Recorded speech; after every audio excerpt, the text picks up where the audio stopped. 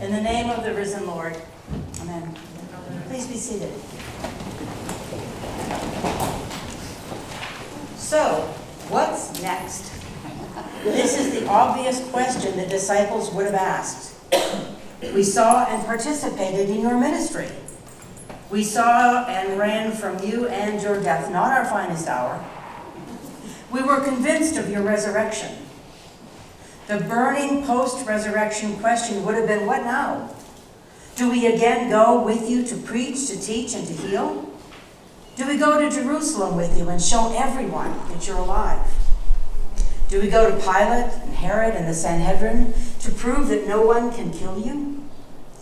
Do the Romans then stand in awe, drop their swords, and proclaim you as king? Is this how your kingdom is ushered in? No doubt these kinds of questions were percolating. What we see in the post-resurrection Gospels are questions that needed to be addressed, and Jesus is answering them all. In today's Gospel, we see Jesus prepping them for what was yet to come after his crucifixion and resurrection. He was setting up the final answer to the what's next question by introducing another companion to be with them, the Advocate, the Holy Spirit. How often have we thought that faith and ministry would be so much easier if we were doing it in the physical presence of Jesus?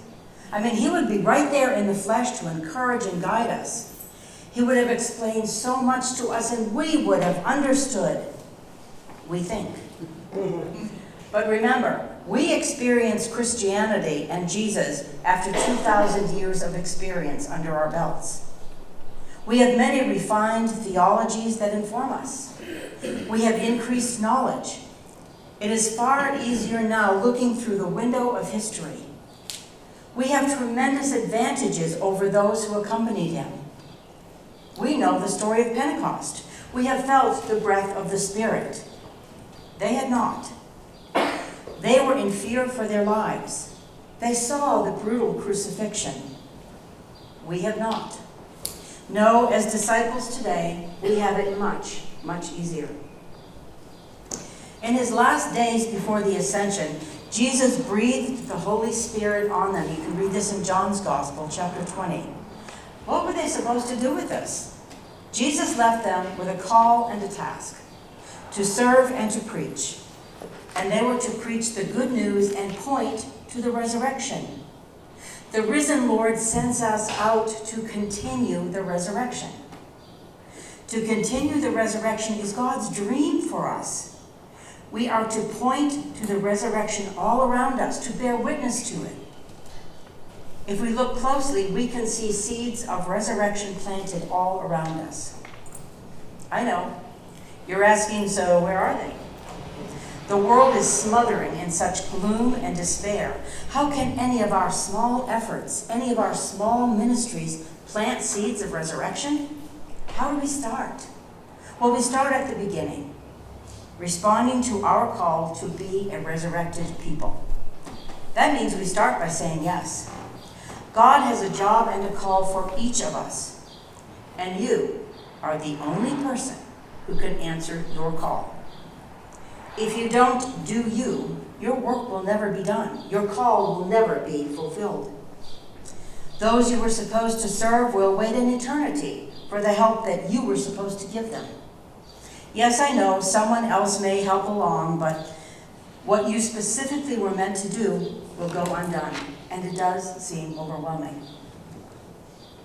Let me tell you a little story. A man was walking along the beach when he came upon thousands of starfish that had washed up on the shore, dying. So he began, one at a time, throwing the starfish back into the water. Another man came along and asked why he was doing this. You can't possibly save them all. Most will be dead before you can even get to them. I know, said the first man, but for the ones I do save, it means everything. With so much need in the world, it is disheartening. We can't do it all. God does not ask any of us to save the world, but just to save one little starfish at a time. None of us are asked to stop wars, to put an end to violence. None of us alone can do that. What the risen Christ asks of us is to continue the resurrection, to plant seeds of resurrection wherever we go. Never mind the gloom that overshadows the world. That's another issue. Jesus breathes the Spirit on us that allows us to see resurrection and enables it in the world.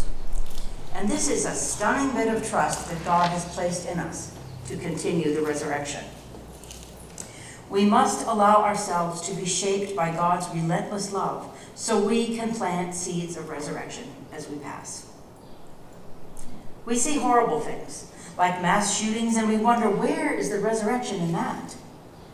Seeds of resurrection have grown out of these horrors. For instance, 26 charitable groups have grown up out of the horror of Sandy Hook.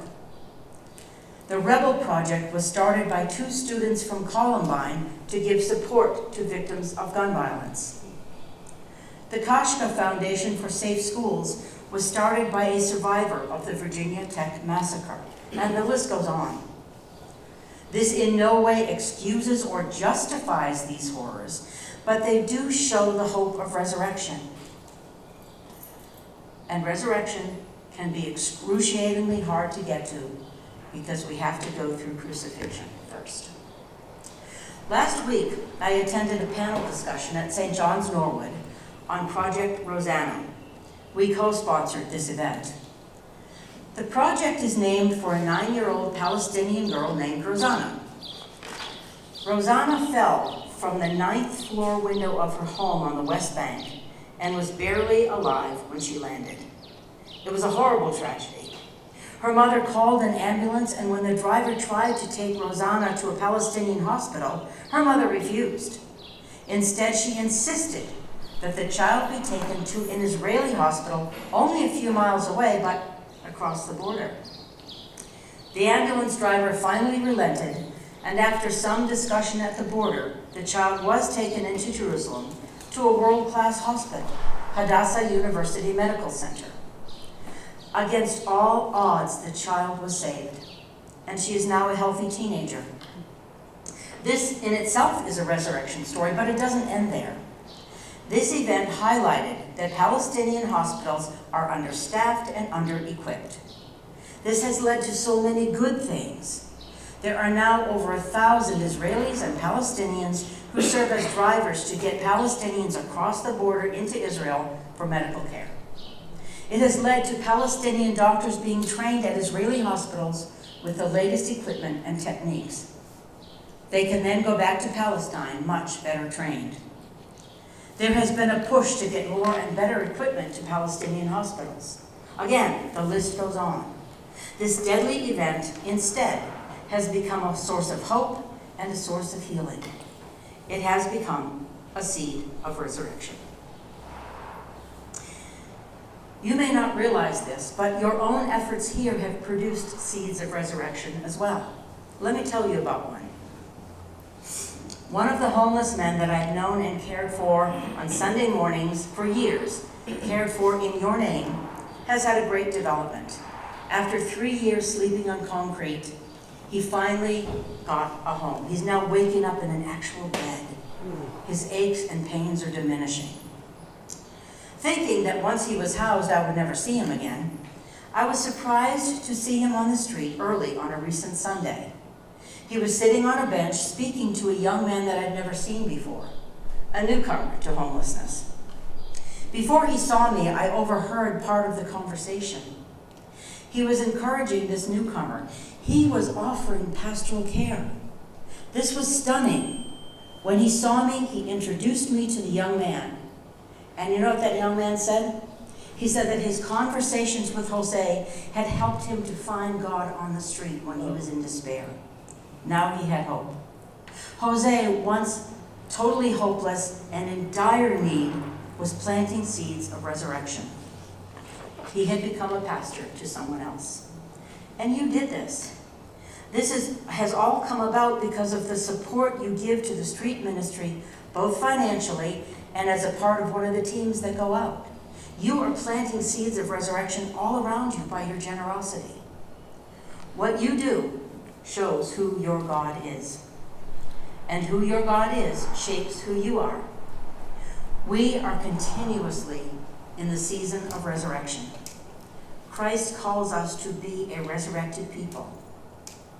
My prayer for us is that we might all continue to plant seeds of resurrection. Amen.